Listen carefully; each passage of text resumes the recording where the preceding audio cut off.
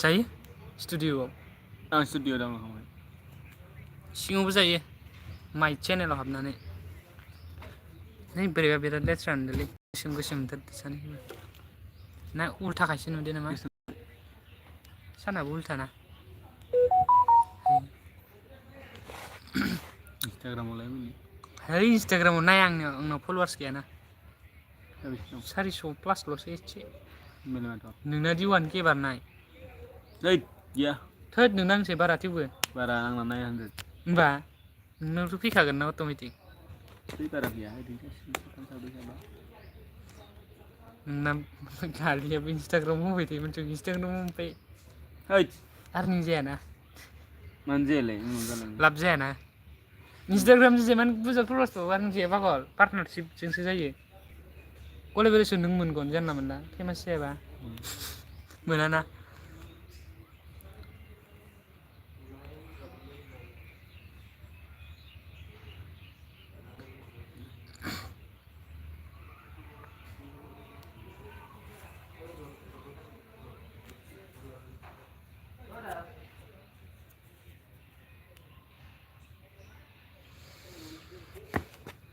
Master फ्लिपकार्टनि मांगायलायो नामा मानि real मानिनि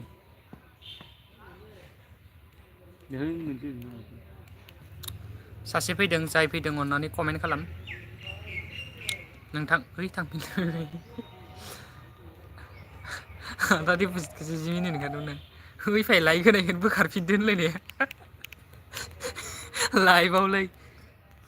इलाबाय दंमोन मबाइलखौ ओमफ्राय हैद सासे लाइक होदो ओरै जालायबाय आरो हैद बोखारफिनबाय सोर मिनिबाय दं खिलाय स्टुडेन्ट माथो नुहराखैमोन आंलाय स्टुडेन्ट गैया बायदि मोन मास्टारफोरसो खोमा स्टाफनि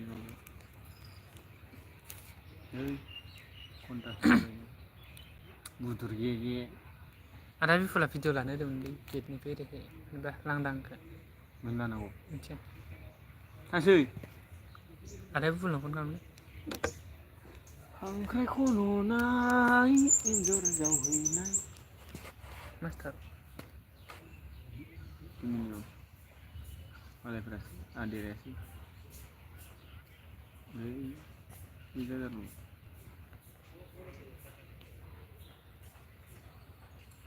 रियेल ना मायो हो अय'फोराव बाहायजायो थै पागल मा होनो सानै नायबाय नालाय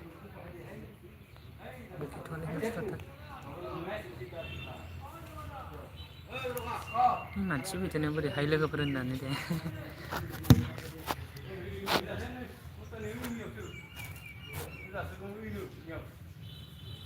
सातजन नायबाय दे नोंखौ नायबाय दाख्लैनिफ्राय सातजन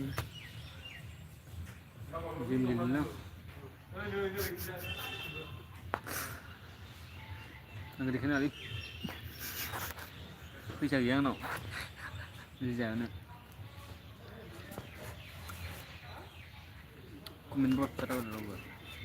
ओरैनो गल'ल' नायबाय थायो मा जाम्बा लोगोफोरलाय होननो हानदा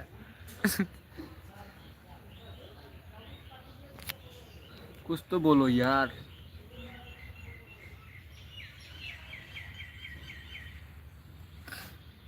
फैसाफोर थांनोसै आदजन नायबाय बाय ओमफ्राय माथो एखौनो बबा गोजासो मालायफोरनाव फरायख'नो हालायि फैयो होनलायना जोंनियाव जाम्बा गोजाना मोनसे फैया गैया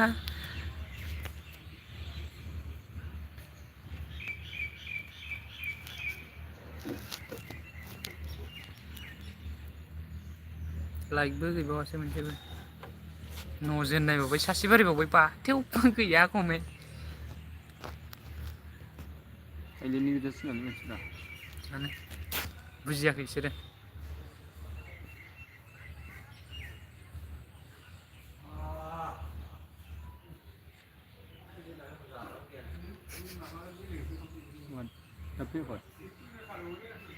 दसजन जाबाय कमेन्ट गैया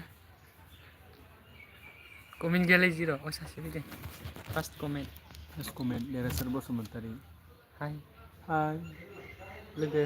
लोगो मा खबर Hai Derhasar. Derhasar Basumatari.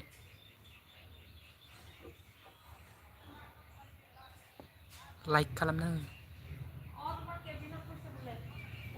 अबे कलेजनि थांदोंलै. सालबारि कलेज सालबारि. सानिखि. बाक्सा.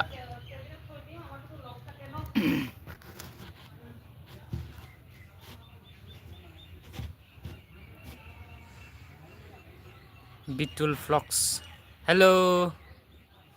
Hi. Hello. आदसा मोजां. Ini mah tuh 100K subscriber kan मानसिनालाय.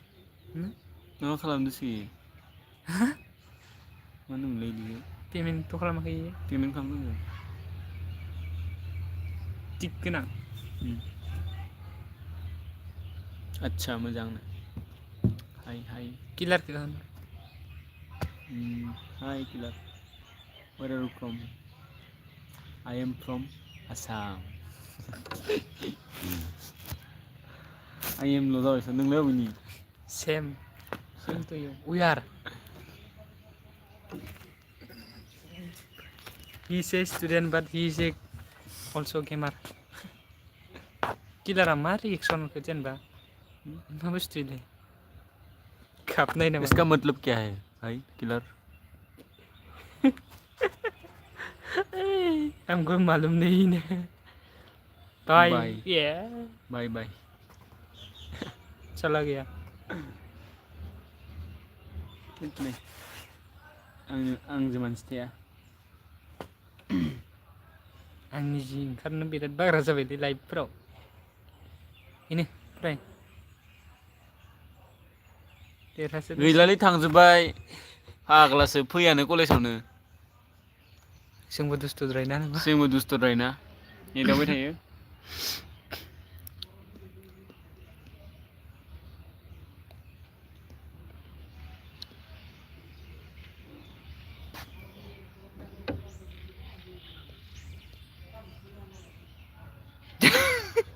मा? कमेन्ट फैबाय खोथागोन दे आं.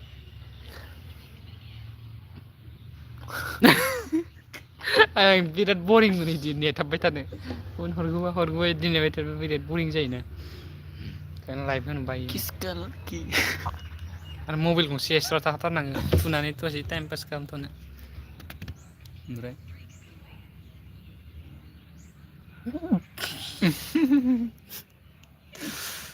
देरहासार बिथाङा नायगिरना लायलै.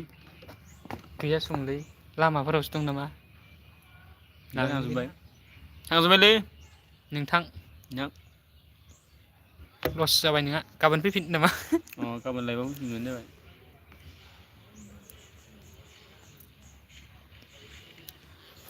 गेम गेलेबाय दंमोन. मा गेम होनो इखो? खोथानाय. मा नाम? मिथिया. नाम मिथिया. रामि. दालमि सिमेन्ट.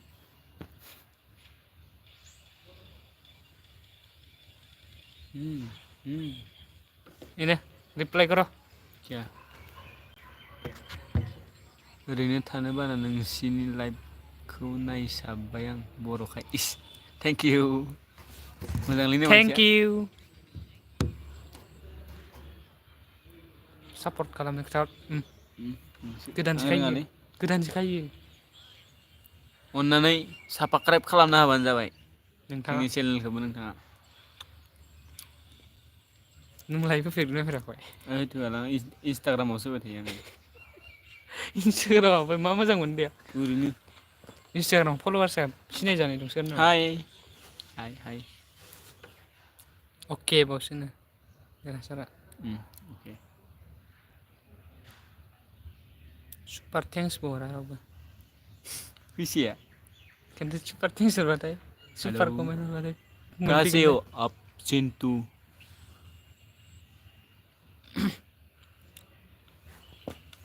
कोऑर्डिनेटर.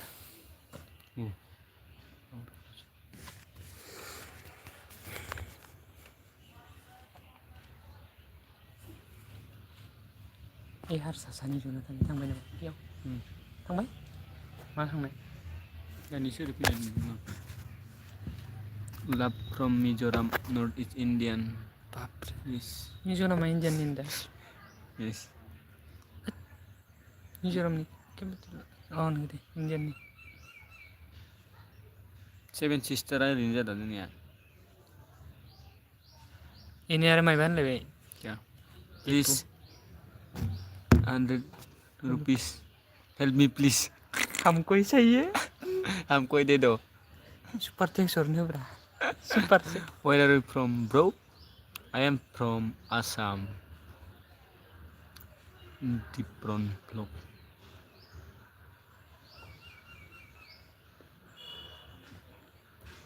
Itu आङो रायज्लायनो बाबाय आं कमेन्टनिफ्राय खिथागोन दे नोंखौ अब क्या गेम खेल रहा है ये देख मिलालै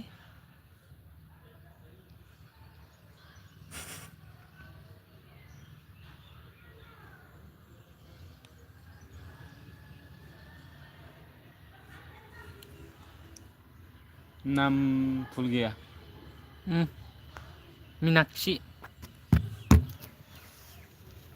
oh Yono मोयो खेलाव योनो गाव गेलेयोब्रा माने नों मीनाक्षीखौसो होनो पैसा ही नहीं नङालै इउ टेल हिन्दी होननाय हिंदी कौन इउ टेल हिन्दी गोजौनिया मीनाक्षी ओके ओके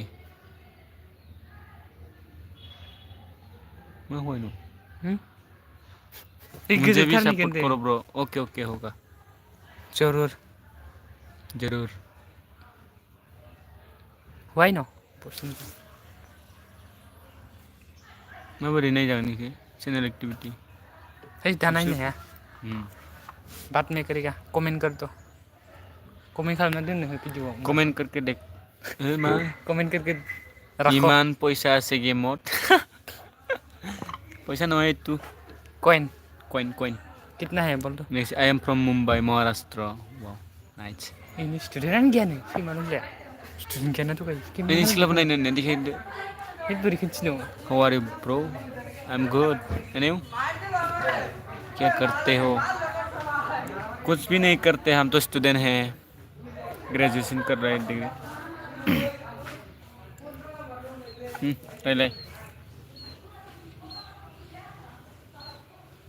কোন কলেজত পঢ়া তুমি Salbari college Salbari college Baksa Assam Baksa grand prize upgraded Rasar Basumatari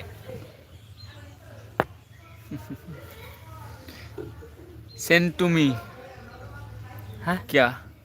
तुम भी सालबारी कॉलेज में शायद ओ सेम टू मी ओलंबार है अबेनिब्रा Andai bisa ngelewan. सामुलिखौ सामुलि सोरलाय अबेनि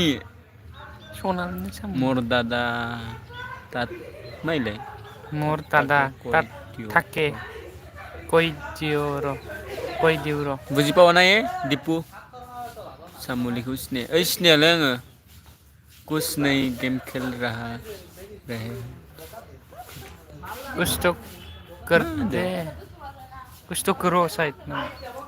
समझा नहीं मीनाक्षी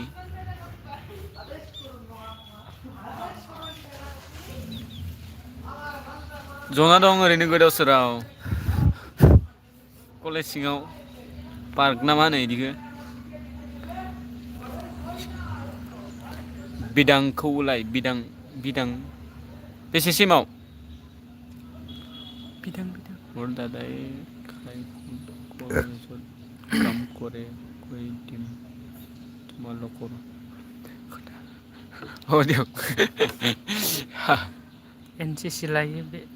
bidang अ Sanba नामखौ नाम जोजाबजों मिथिलाय लाङालै जोङो मानसिखौल' सिनायो नामा बोलते कुछ नहीं इस जाहरबाय लोंखो गेमल' गेलेबाय थायो एख' होनानो फार्स्ट इयार सेम सोलिलांदोंमोन खोमा फार्स्ट इयार गैयाथ' इयाव फार्स्ट सेम होनांदोंमोन NCC नि खोथा बुंबायना सिख्लाफोर गैयालै थांजोब्बाय कनसि लैंग्वेज बोल रहा हूँ बोडो बोडो बोडो बोडो फ्रॉम आसाम बोडो कसारी ना माने मराठी आती है नहीं नहीं नहीं नहीं नहीं हिंदी आती है असमीज आती है इंग्लिश इंग्लिश नो थोड़ा थोड़ा थोड़ा थोड़ा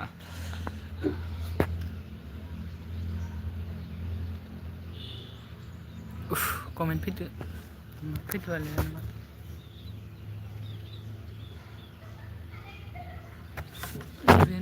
एनएसएसनि एनसीसीनि रुमाव दं घर में जाना पड़ेगा अभी आदा बिपुल नाव खालामनाय आदा बिपुल नाव स्टप जाबाय कमेन्टआ कहाँ से हो मा ओंखाम जाना फैयामोन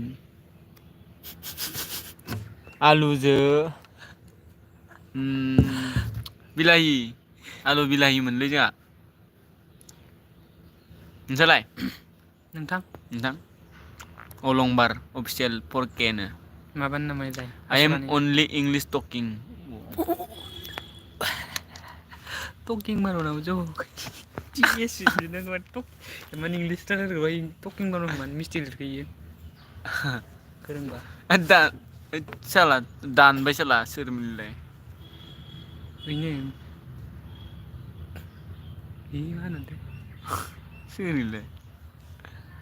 नायाबा थांब्रा बिरफुं नार्जारि नायाबा थांब्रा नोंखौलाय सोर नायनो फैनो होदो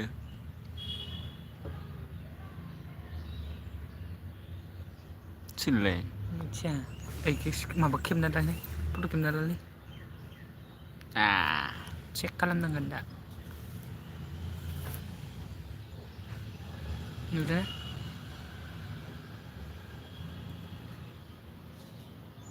लोगोजोंबो नामाब्रा जायाखै दे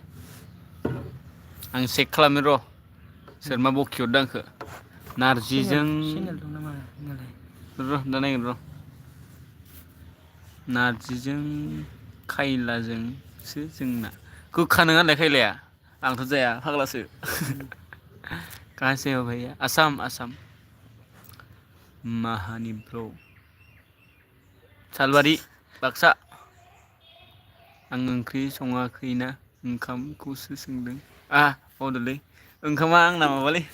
जोसा मा माइरं जोसा हिंदी सॉन्ग सुनते हो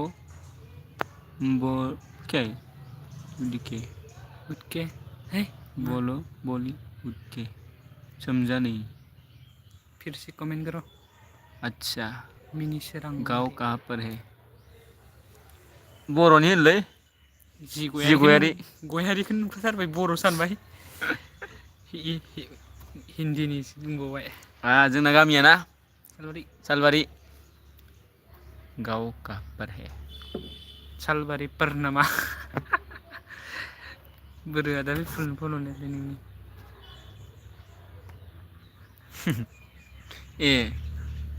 कलेजावनो दं मिनि सोरां वारि भिलेज कहाँ का है आसाम सालबारि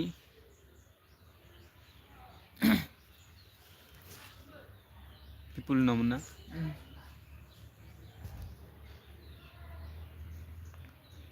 एड कमेन्ट फैलाय होमबाना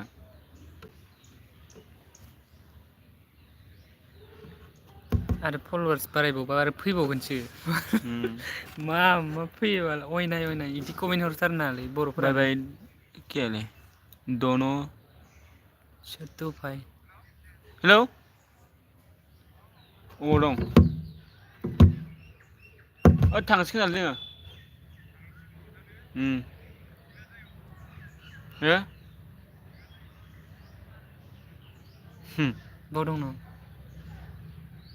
बाव दं थांसैलै आंहा खामानि दंमोन प्रग्राम दंमोन इलाय नरुंखौबो लांफानोसै आं ना बाव दंनो मानसिया सुसमिता दाबो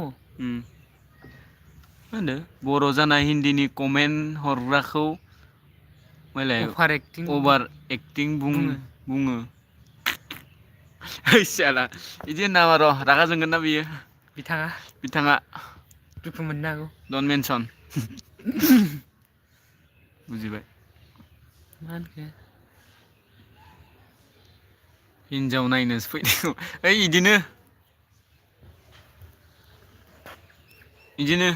गोसो जानानै क्लास लानोथ' फैखाया जोंना फाग्ला गोजा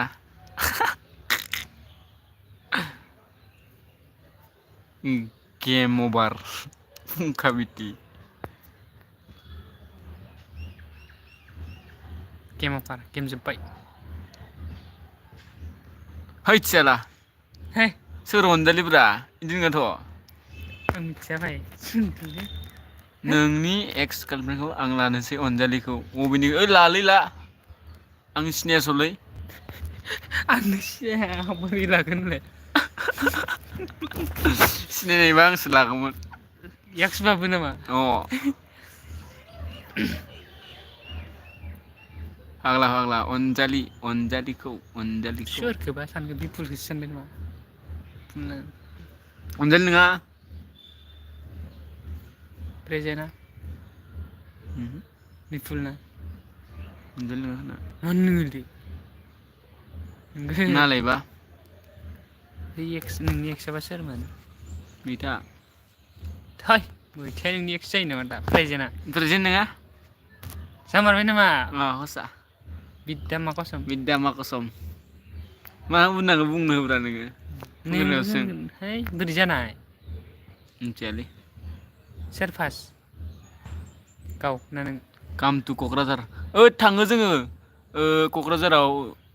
माबायाव थांदोंमोन र' बिजनिया क'क्राझाराव थायो नामा जनता कलेजाव बे बड'लेण्ड अमा जानो नामा अमा सरखारनो माथो मानसिखौ नायनायावनो नालेंखर नुखायो फाननि जाबाय दा थेंक इउ आइयो अनजालिखौ लाबा मैलाय नोंनि प्रेजेन्टखौ लानोसै नोंलाय प्रेजेन्ट गैया फाग्ला सिंगेलथ' I'm still single दुखु मोनबाय ना फाल्थु होनोलै नोंसोरो नालेंखर साइस नुयोबा जाना बायलै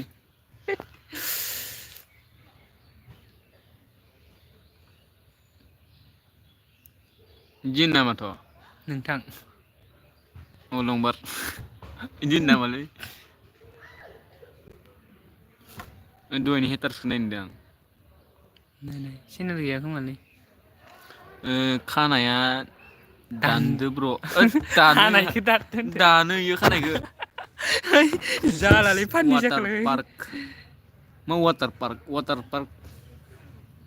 बाक्सानि जावनांगौमोन लाबोनो आदसा ओइ सालबारि कलेजाव फै मार मोजां दंखायो सालबारि कलेजाव नांगौ नामा ओइनो रायलायना होगौमोन आं वाटार खानायखौ दाननांसिगोन र' गाबोन सबनिया वाटार पार्क माइलाय ओइ जोंबो नामखौ दोननोसै बेखौ वाटार पार्क पस्टार होलायनानै 20 मा होनदो बिनद दैमारि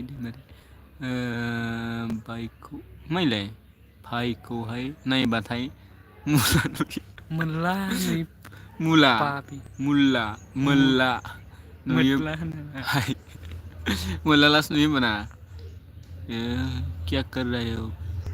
भाई कॉलेज में उसमें ऐसे ही बैठ के कुछ काम नहीं बोरिंग गर्ल्स देख रहा है दाढ़ीखौ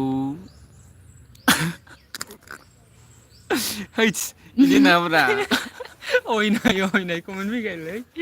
साइस नुवासै सासेयाथ' जोगोनार मिनिखायो न' आं खोन्थायोना नामा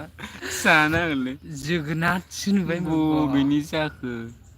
ब्रा ब्र जोंना सालबारिनिलै बाक्सानि लड़की लोग गया कहा आसपास में देखा नहीं नामा नहीं ये सब पास चला में। गया घर में कितना हुआ टाइम 1:20 30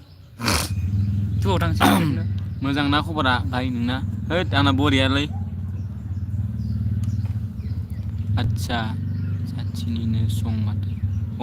नोंगो आंबो बाक्सानि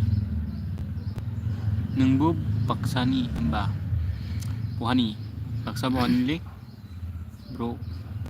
बेखौ खोन्थालाय नायनो आं लोगोखौ नै नायनोनो अनारानो जांसो अनारानो इसिखा नायदो बेखौ खोन्थालाय नायनो आं लोगोखौ अ निमुवानि ओइ हा आङो नोंसोरनियाव सल' खननानै फार्स्ट प्राइज माबा थार्ड प्राइजखौ लाबोदोथ' निमुवायाव निमुवायाव आं ब्र' मामोन मा होनोमोनलाय प्रग्राम लाइव खोथाब्रा लेते हो मानो बिदि और मेहनत करते रहो पढ़ाई के साथ साथ कामयाब होगा हा okay thank you for motivation नामा आदसा आंनोब्रा उथायना लाबोनाया नामा हैद साला जायालै साला निमुवानिसो नङा होमबा निमुवानिया ओइ इरागदावा लांदो साला सटआ फार्स्टखौ बारना जोंना गोलैखो दाखालैनियाव नामा ओं दाखालै थुनलाइनियाव आंनि रेप्लाया बोरो मा होन्दोंमोनब्रा ओइ नायस्लाबलाय लाङासैलां बुफिन फुटबल नुखायो नोंखौ देरहासार नोंखौ फुटबल नुयोनो जाना होगोनलै बेखौ खोन्थालाय नायनो आं लोगोखौ मा होनदोंमोन इ नङालै देरहासारमोनना हैद बावदोलै बाक्सानि हिनजाव नांगौमोनलै आंनो ओइ होनहरदोंमोनथ' आङो लांफैननानै आङो ना सालबारिनिलै रुपा बर' आब'सोना आदासोब्रा आब' जागोन इयो आब'सोना रुपा नालाय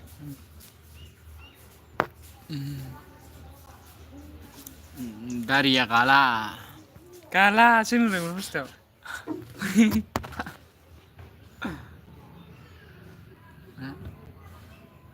उन्दैयाव दोननायबालै स्टिल आङो रिप्लाय हरबावनांगोन होनलाय होबायानोथा दे मायबा फैथ'लायला बुंदो नैनो नांथालायबाय नांथाबायना नेटआ नेटआ दंखायो नै 5G सोखाना अट'मेटिक नांखागोन इयावथ'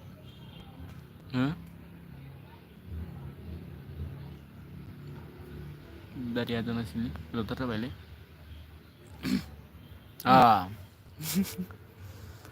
बाइनि खानायखौ खानायखौहाय बिदि होननो हामालै फाग्लाफोर हामालै हामा दुखु मोनो गोसोआ गार्लसफोरबो थायोना एलबि स्ट्रिमाव नै सासे दं हैद दुखु मोनबायलां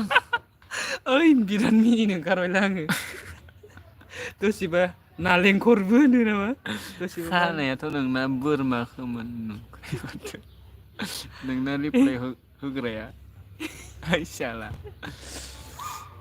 जायालै नोंसोरजों जाहरबायसो आंखौ नों थांनोसैलां दुखु मोनबाय नामा दुखु मोनबायलां आधा घन्टा जाबाय सरि ब्र' इसाला इट्स अके नामा एख' नङालै ओरैनोसो होनदां आंबो ओरैनोसो होनदों आंबो आदसा अलंबार नोंथाङा बबेनिमोनलाय मानि होनदोंमोन निमुवानि होनदोंमोन ना है अलंबारा नङामोन निमुवानिया ओइ निमुवानिसोमोन सुबुं एमप्रेजेन्टआसोमोन सुबुङासोमोन दे सुपार थेंक्स बावथ्रा रावबो पाब्लिकफोरा बिलो गोथौनि खामख्राइ जामनि हाथाया खदाल नङालै आंना दे साफा नै दे खोन्थि दानि सिख्लाफोरनि गाननाय जोमनायफोरा दामि मा खालामदों फंबाय ओइ जलाबायना दंलै आदा माबायाव पार्कआव कलेजनि वाटार पार्कआव पार्कआव वाटार पार्कआव गुवाहाटि खानापारानि आं वाव खानापारायावबो बर' दंलै होनबाना दाना ओरैनो थाहैनोसै माथो सासे बाइकखौबो नारें अमा बाला बायदिसो नुयो आंखौ ब्र' आंखो नामा आंखो कलेजखौ खेमसे देखायलाय ब्रादारनो देखायलाय नै बे जोंनि कलेज नै थांना देखाय गिदिंखौ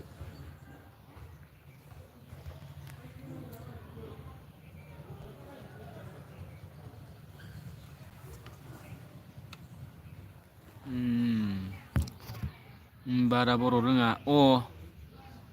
बारा बर' रोङा होमबाना खानापारानि नालाय खानापारानि नालाय फट'फोरखौ नुनायबा comment पिन खालामना लालिबाय नै 50 थाखा हरलै सुपार सेट खालाम नो दानो थांगोन आङो नागिरनानै सुपार थेंक्स हरबानो थांगोन जों दानो दंखायो लामायाव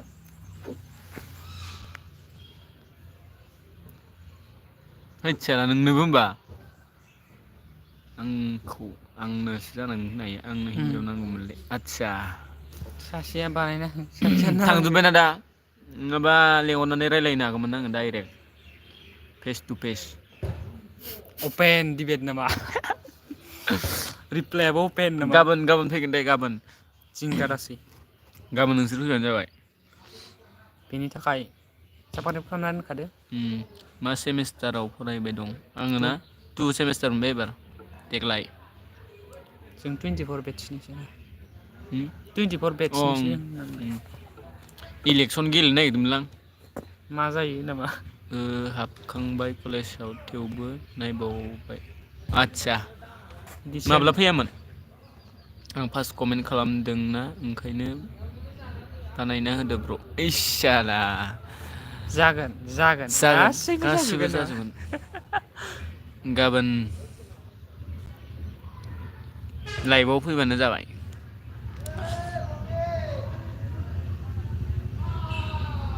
गोबाव जाबाय मा सोरजोंबा फैदोंमोन फरायोमोन नामा इयाव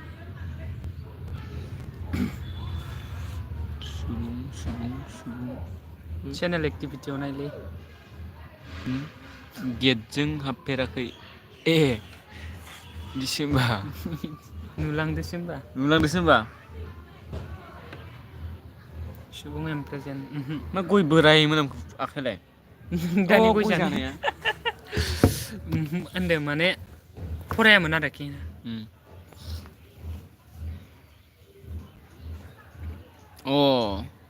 आदसा फैदोंमोन आरोना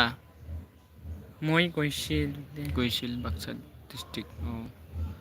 नुलाङाखै ब्रा हाबखांबाय होदसाला माथो गेटजों हाबफेराखै होनबाय गेटजों हाबफेराखै आरोना बेलेगजों हाबबाय आरोना उनथिं नामा फाइनालि निमाहा बिबाय निमाहा र' साइडजों मा ओंख्रि जानानै फैनायमोनब्रा नोंसोर फुङावलाय जोंहा माबामोनलै आलुजों बिलायोमोन ओमफ्राय आलु बाथोन बेदर गैयालै मिस्टार देरहा 07 खोन्थाना होदो ब्र' माखौ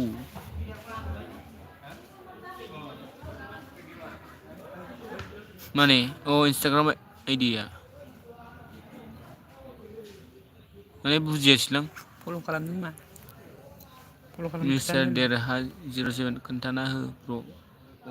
इन्सटाग्राम आइडि हरदो आरो ना मा जागोन र' दा नायगोन आं फल' बेक हरफिन नामा फिल खैजाय हाबग्रा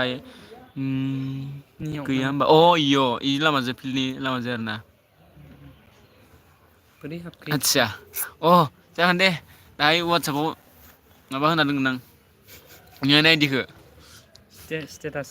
स्टेटास होनांगोन आं इन्स्टायावबो स्ट'रिज लगायगोन नामा इन्स्टायाव टेग खालामगोन मुसलपुर सोमलिगुरि भुटान सब गयसामन मुसलपुर सोमलिगुरियाथ' जोंनि खाथियावनो ना आमार असरते भुटान सोमलिगुरि आरो करमनि गामि जिएस बिसिना लादेबारिसो गामिया खाथि एसे गामि नांजाब नोंनाव फैदो बायदि मोनलायदोंमोन नामा इन्सटाग्राम आइडि खेबां दं फैदों स्ट'रि स्कुल जाबाय आंना मेम'रि दंना गैया मा होनदो मेम'रि दंना गैया नोंनाव मेम'रिलाय आङो मेम'रियाव दोनजोबनांगौ दा फैजाखौ नों बबेनि ब्रादार आङो माबानि रुपहि माबायाव फरायो सालबारियाव फैसालि नाम आसेना नाम्बार 2 दिबा होदसाला फैसालि नाम खोनाफेराखै सं जोंनो मिथिया आं सिनायालै बारा गोसोआव थालाङा हारसा रायलायनो रोंगोन ना रोङाब्रा भाइ होद रोंगो बारा रोङा ओमफ्राय बारा बुजिया थरा थरा अलप अलप जानाय आरोना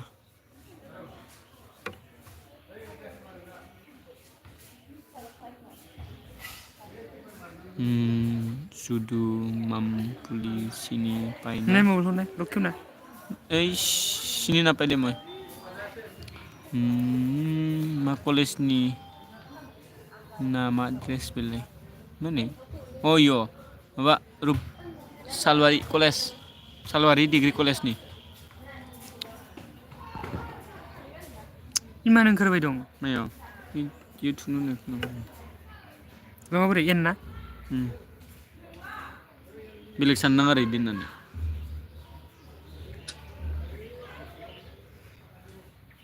मा ओंख्रि जानायब्रा हमनाय हमना रिप्लाय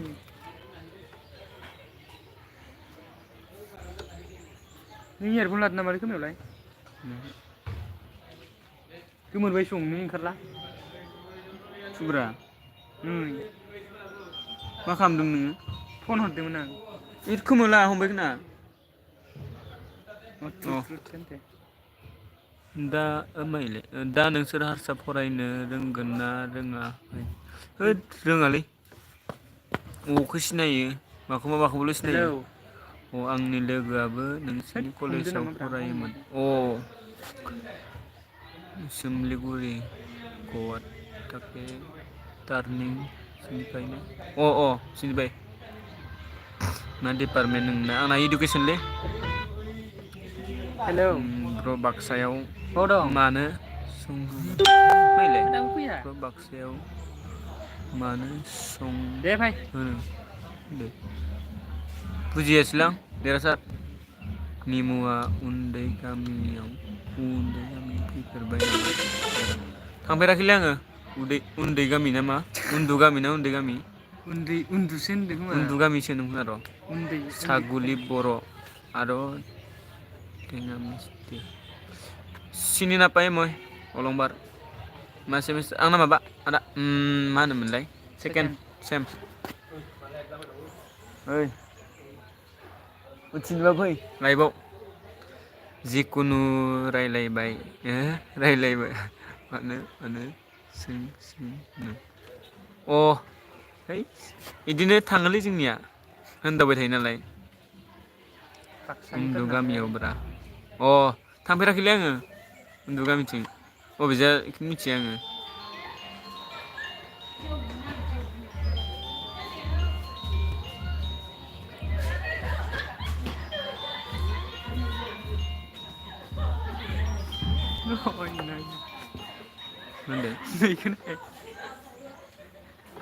एख' नङा दे मा होनखो र' मा खालामा नामा माइलाय मा खालामा नामा बुजियासैलां निमुवायाव फैफेराखै होनबा थांफेरबायब्रा दाखालि माबायाव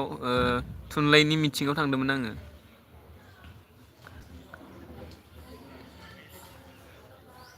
NCC आव दासो फैदोलै NCC माबा ट्रेन बिसिना माबा जादों होनना प्रेक्टिस मालै MA लै अ बहानि आगैनि आङो माबानिलै सालबारि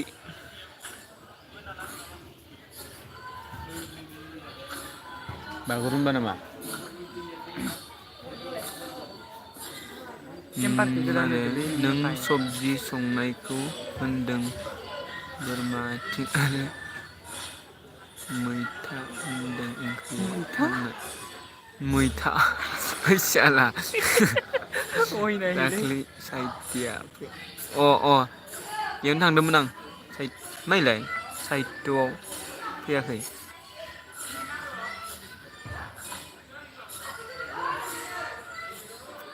दाख्लै साहित्यआव फैयाखै थांदोंमोनथ' देखायदो बागुरुम्बा मोसानायखौ है मबाइलावसो खोमाय दं मबाइलावसो खोमाय दंलै भिडिअ'सो नायदों जोंनि कलेजनि मबाइलाव नामाय दं गैलालै बहानि नों गार्लससो सोंलाय मिनाक्षी बक्सिंसो गैला आङ रुपयनिलै सालबारि रुपयि लैखोनो बहानिलै नामा नालाय एन्साराबो सालबारिनिलै अ रुपयनिलाय बेक केमेरा खालामलाय आदसा र' मा नायनो बेक केमेरायावलाय गैयालै रावबो गैला थांजोब्बाय नै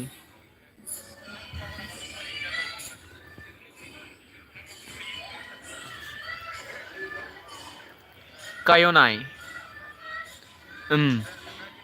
ए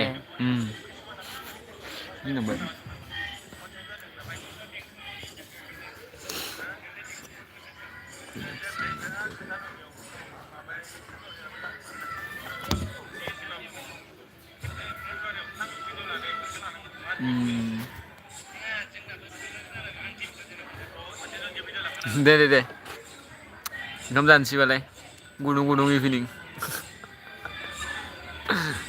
गुदुं इभिनिंल'सो दा ओइ 1 घन्टा जासिगोन आंनो मा होगोन नोङो लाइभआव माबा माबि होनहरनायनि आंहा रायज्लाय लांबाय सोरबा है रायजायो नामा नै आरो मा होनहरबावदों सोरबा मा होनद' डिलिट खालामबाय नामा इलाय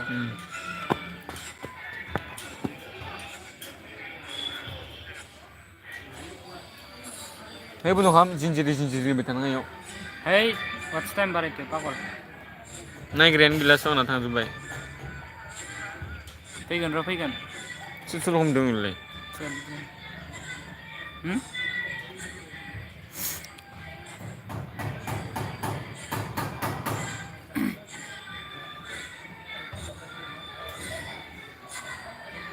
माइलाय आबदा मारिबाय दं जोङो ओरैनो दंलै माबानि इलेक्सननि माबा माबि जाया होनदोंना ओंखायनो जानो दं जों जानो जायनो फैसा बांसिन होयो इनोनो होगोन भटखौ सिख्लाफोरनिखौसो नायजोबलै फैलाय सिख्लाफोरनिखौसो नायजोबोलै फाइ मोननोबा फाइ ब्रु होनदों ओंलै जोंनियाथ' खामानि गैया थादो दे खुमब्रा साइज दे थांदो दे जोगोनार साइज फरायनो फैदोंना लाइभ खालामनो फैदों नोंसोर माखौ फरायगोन जोंलाय सिखायग्रायानो गैयाबा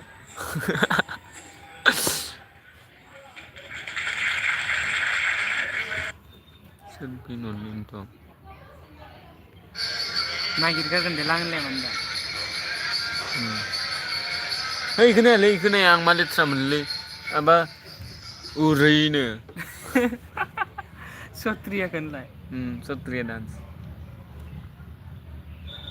इखो लाइक होना हरनोसैलां लाइकखौ लाइक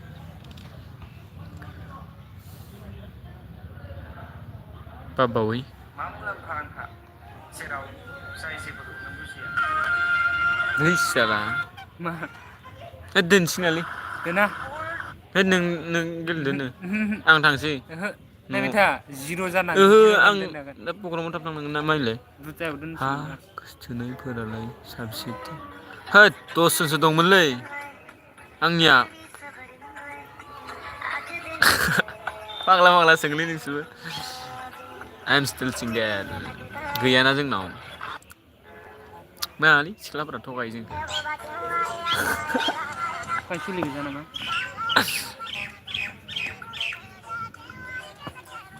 खानायानो नेगिसिनो आंनिया माइलाय थांनो थां न'आव फाय ओंखाम उखैबाय दां हैद दासो सिख्लाफोरा जाहोबाय मार बेसेबा बुरजा आरो मा उखैबावनो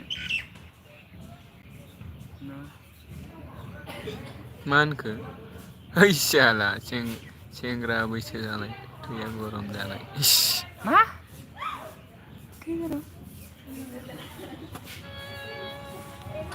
आंनो उनलि बाक्सानिखौल' नांगौ बा गासिबो मोना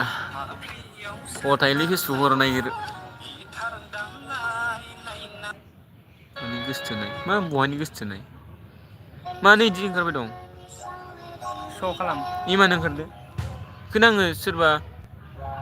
एनदार आदसा बहानि गोसथोनाय हैद साला गैयालै गोसथोनाय गैया गार्लफ्रेन्ड गैया नोंखौ हैद फाग्ला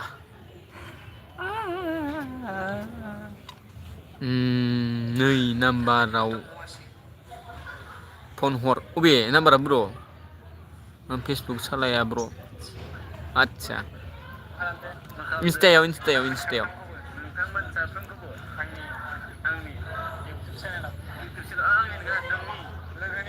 बहा bro नाम्बारालाय mau dong ada Rupali Das कलेजाव दं कलेजाव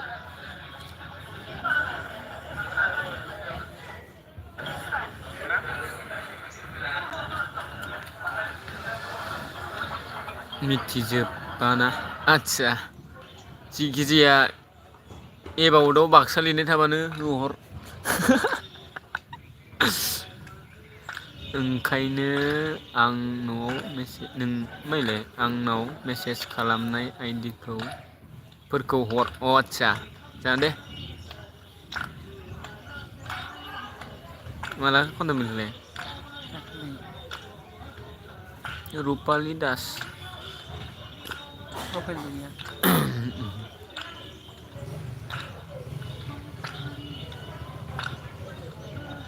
आंनि मुङा मिथिंगा बसुमतारी मुङा मा साला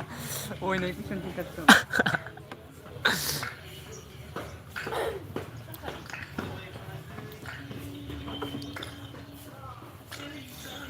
गामियारि सिखोला नों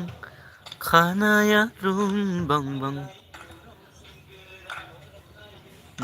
लोगो हमहैबा मेथाइ जाहोगोनब्रा आंबो जागोनब्रा जागोन ना आं दा हरगोन र' सिख्लाफोरनो आइडिखौ नोंनिखौ सोर खनदोंमोन बेखौ जनक रामसियारि जनक आं सिनायो नामखौथ' खोनाबाय आं नोंनावनो मेसेज दंसो होमबा हराखै जनकबा कमेन्ट हरदोब्रा इयो गैला नामाब्रा सोर माथो रावबो हरला हरदो जनक रामसियारि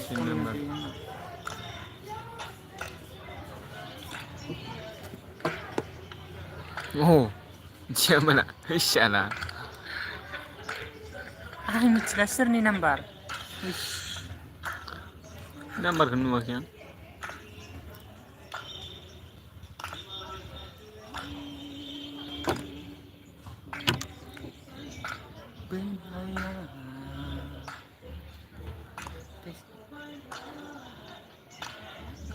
हरदो सोरबा माथो सिरि जाजोब्बाय आंनि मुङा हाय सुनजिला बसुमतारी हाय जिएल चौधुरी कलेजखौ मिथियो नामा ब्र मिथियो हेल' आदा हेल' थांदो दासो आदा न'आव थांनानैसो ओरै फैनांगोन हराखैमोन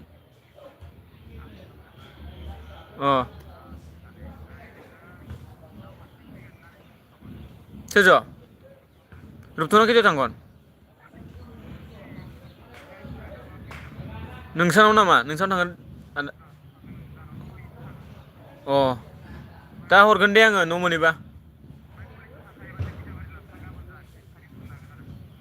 मय थांगोन ना फैयाबा नायनि र' होमबा आंबो लाबोगोन दे होमबा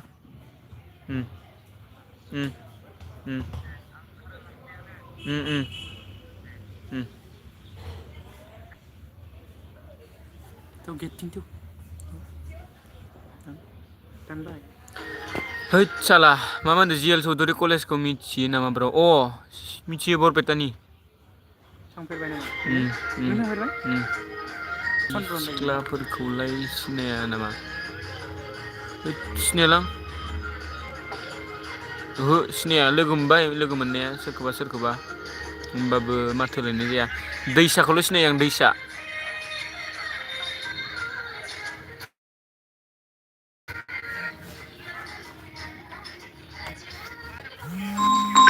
परिबारसोनो फन हरबायलै दाथो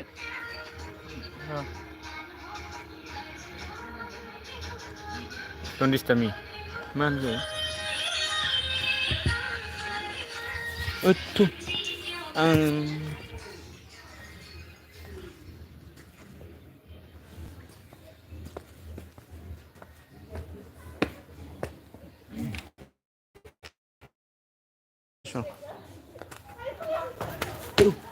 फैबायमोन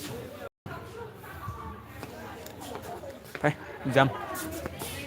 गैलाना बेगा अबाव दोनखोलै अ गोजान गोजान जायो नामा नोंसिना औ मा आरो गोजानलै साइकेलजोंसो फैबावो जोङो उपाय गैया मानास खाथिनि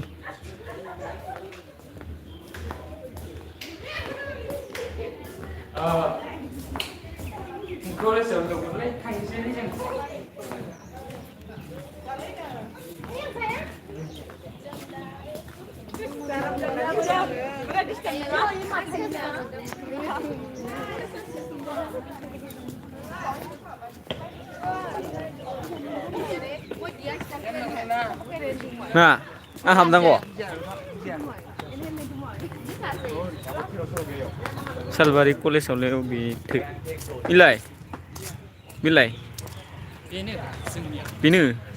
ओइ सिख्लाफोर लाइन लाइन दं NCC नि फाग्लासो बारना जोसोगारोलै अ गेटखौ मार मोजां देखायनो र' नोंसोरनो आङो र' दै आं ओइनिफ्राय चेक होगोन र' एसे एक्साइटेड जानांबायना अ हाय हाय हेल' लाइक डन ए आंनि लोगो दं बे अ NCC नै जोंना गेटआ बेनो मानो इदि जाया आदसा बेनो जोंना गेटआ नायनाला ओइ आगोल इजासोमोन ओमफ्राय दा ओरै जाबाय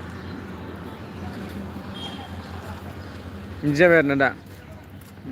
नै दाखालै सिखाव साइकेल लांदोलै साला ओइ CC केमेराजों नुदों मानसिखौनो सिनायाखै ओमफ्राय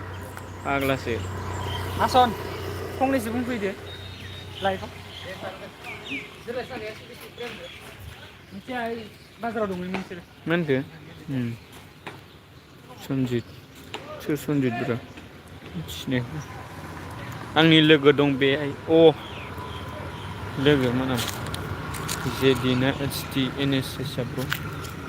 NCC मा होनो NCC खौनोथ' होनदों खोमा नाय बिदि थालायो नामा NCC आबो जेदिना NCC HT NCC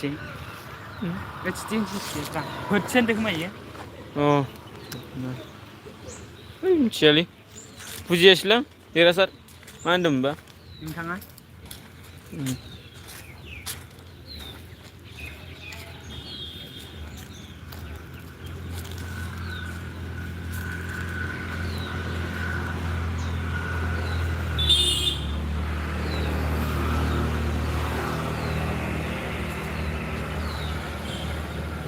सासे दै स्कुलनि ना कलेजनि होनदो कलेजनि degree college Learn, grow and success आङो जिखियानो जाया मानो नोंल' गोजोनै था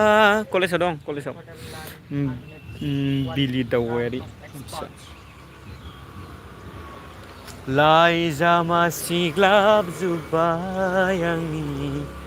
फोरमायहरनो राहा गैला इमान जादोना इसोरलाय नाया 1 घन्टा जाबा दोनसै गोदान लोगो जादों आंजोंबो अके जागोन दा साबस्क्राइब खालामना दोनगोन दे जोङो बिदि दाउ सिंगेल नामा है साला इदि जायाब्रा नैलै इखो लाइन मारि हरदो साला सदा खुद क्या बात करे हो कुछ नहीं ऐसे ही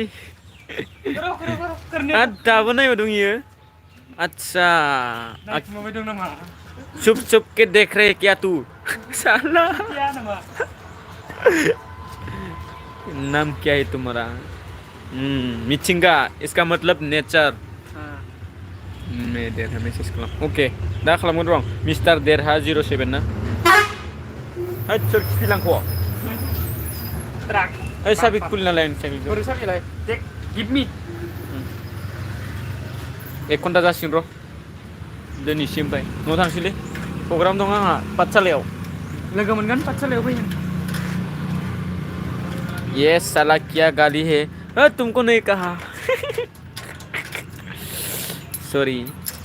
सॉरी बिली दाउ इंस्टा दंना मुझे माफ कर ओइ दो। साला इदि जायाब्रा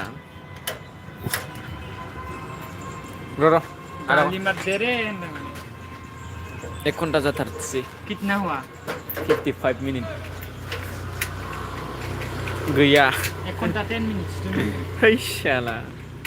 एसे बारा गैयानोलै केलसा उम रिप्लाय दो जानांगोनलै लालायदो होनलाय बन्दा लाइफ में ऐसा नहीं बोलते बाबू सॉरी सॉरी क्षमा कर दो ना আমাকে ক্ষমা করে দেও दंबा मेसेज खालामदोरा जास्ट फ्रेन्डशिप खालामना होलै बयबो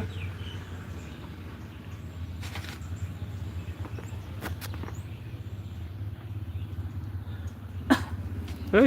खापारखौनो चेक खालामना लाबाय फाग्लासो माबाखौनो सालमायखौनो आलु जोब्बाय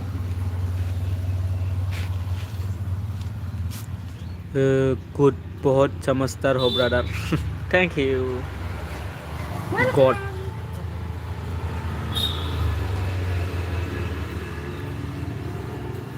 हिमालय हाजोनि बे सल' खनदोंसे दै स्राय स्राय बोहैबोनाया आस्रा जेखाय लानानै आं सल' दोंसे खन र' हिन्दी बोलो बोलो मैं बारिश की बोली उलझता नहीं था लिरिक्स बावबायलै हिंदी में लाइव करो भाई समझ में आएगा ओके ओके कल से करूँगा हिंदी में मैं जब हिंदी बोलेगा तो बोरो लोग मुझको गाली देगा यार ऐसा भी है ए छुट्टियां हो क्या तुम लेवल तभी ये बोला था तुमको सम्मान बोलो यार है शाला मानते हैं? गुड अच्छा बाबू इस बाबू का मतलब क्या है बाबू ऐसा दूध पिला दो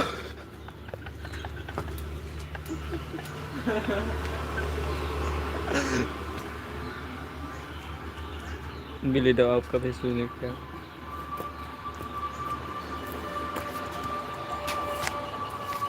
थांनोसैलै जासिगोन सोलाय मानसिनो रायलायलां 2 मिनट है अभी और हम बंद करेगी हेड बंद खालामना थु सोलायदो नहीं मेरा फेसबुक नहीं है प्लीज प्लेन अच्छा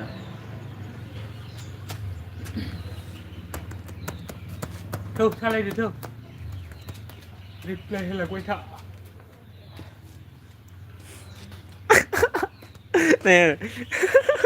क्या बोल रहा है वो? गाली नहीं देना बाबू काऊ के पास जाओ लात मारेगी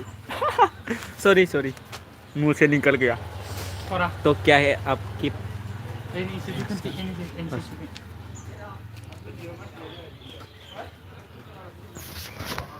है केहलाली आपके पास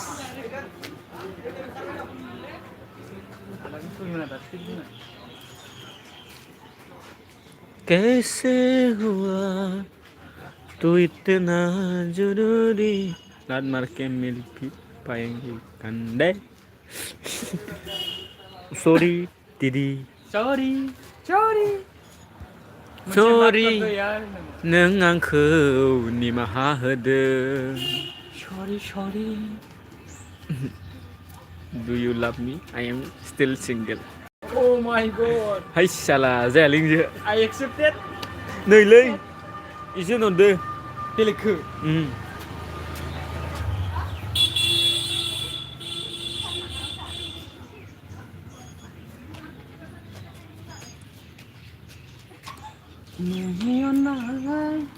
सॉरी बोल के बाद में सुधर करे ओके हाँ जब फोजोबनोसै थ' लोगोफोर जात्रा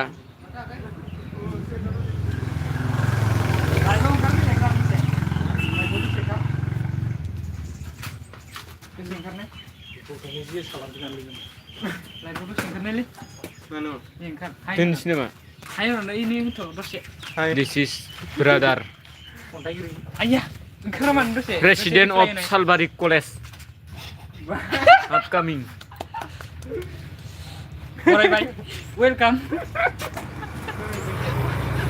दोननोसै मा होनो टाटा